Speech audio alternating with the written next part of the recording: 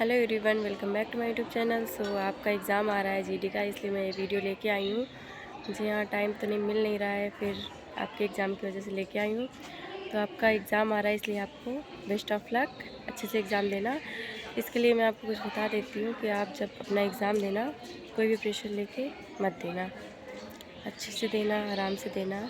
और आपको मैं बता देती हूँ, आपको सारे क्वेश्चन अटेम्प्ट करने हैं। ऐसा नहीं है कि जो आपको आता है उतना ही अटेम्प्ट करें, क्वेश्चन सारे अटेम्प्ट करके आना है, क्योंकि माइनस मार्किंग उतनी ज़्यादा नहीं है। तो सबसे पहले आप इसमें टाइम मैनेजमेंट करना सीख लें। सबसे पहले आप अटेम्प्ट करेंगे तो सबसे पहले इसमें अपना रीजनिंग अटेम्प्ट करना, उसके बाद हिंदी अटेम्प्ट करना, फिर मैथ अटेम्प्ट करना, फिर जीएस लास्ट में अटेम्प्ट करना। मैंने ऐसे ही किया था, इसलिए आपको सजेशन दे रही हूँ। और इसमें आपको जो क्वेश्चन हिंदी और रीजनिंग और मैथ के लिए मैं आपको बता रही हूँ कि दोनों में से दोनों सब्जेक्ट में जो क्वेश्चन आपको आ रहे हो, एक बार में लग रहा हो ये क्वेश्चन मुझे सॉल्व करने में आ जाएगा, वही क्वेश्चन सॉल्व करना, वरना आपका टाइम बहुत लगेगा उसमें। क्योंकि बहुत सारे क्वेश्चन ऐसे होते हैं, उसमें रीजनिंग में 2-3 और मैथ में 2-3 तो टाइम टेकिंग क्वेश्चन रखते ही हैं वो लोग। इसलिए उसमें आपको टाइम वेस्ट नहीं करना है अपना। अगर एक बार में आ रहा है तो उसको करिए, वरना उसको छोड़ दीजिए और उसको लास्ट में फिर करने बैठिए। और कुछ क्वेश्चन ऐसे भी होते हैं कि अगर वो पहले आप सॉल्व कर रहे हैं तो नहीं आते हैं, और दोबारा उसको सॉल्व करेंगे तो वो आ जाते हैं।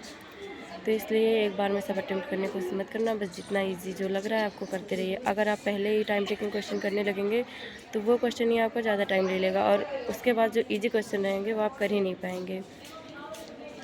इसलिए टाइम मैनेजमेंट करना बहुत ज़रूरी है। तो सबसे पहले आप रीजनिंग सॉल्व करना है, उसके बाद आपको हिंदी सॉल्व करना है, फिर मैथ सॉल्व करना है, और लास्ट में जब अपने हिसाब से आप 5 या 8 मिनट में जीएस कर सकते हैं, तो 5-8 मिनट जब लास्ट के बचे तब जीएस करना।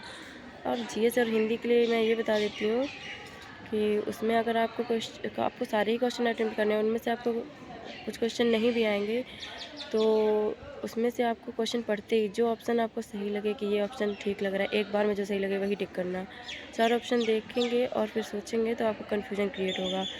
तो अगर आप इस तरह करेंगे तो 80% चांस है कि सही हो सकते हैं क्वेश्चन।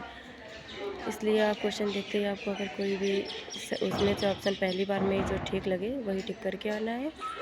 और अब मुझे यहाँ टाइम नहीं मिल पा रहा है, इसलिए आपका एग्ज़ाम आ रहा है, उसके लिए आपको बेस्ट ऑफ लक, अच्छे से एग्ज़ाम देना, कोई प्रेशर लेके नहीं देना। आरडब्ल्यू का मॉक टेस्ट तो हार्ड बनता ही है, ये मैंने अपने ऊपर भी आजमा के देखा है।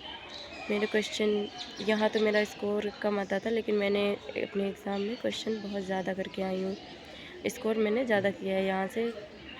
इसलिए आरडब्ल्यू का मॉक टेस्ट हार्ड होता है, ये मैंने देखा है, और यहाँ से आपको ईजी क्वेश्चन मिलेंगे वहाँ पे। इसलिए आप बिल्कुल भी टेंशन लेके मत करना, वरना जो आपको क्वेश्चन आते होंगे वो भी आप गलत करके आ जाएंगे। तो चलिए ठीक है, आपको बेस्ट ऑफ लक, अच्छे से देना एग्ज़ाम। Bye bye.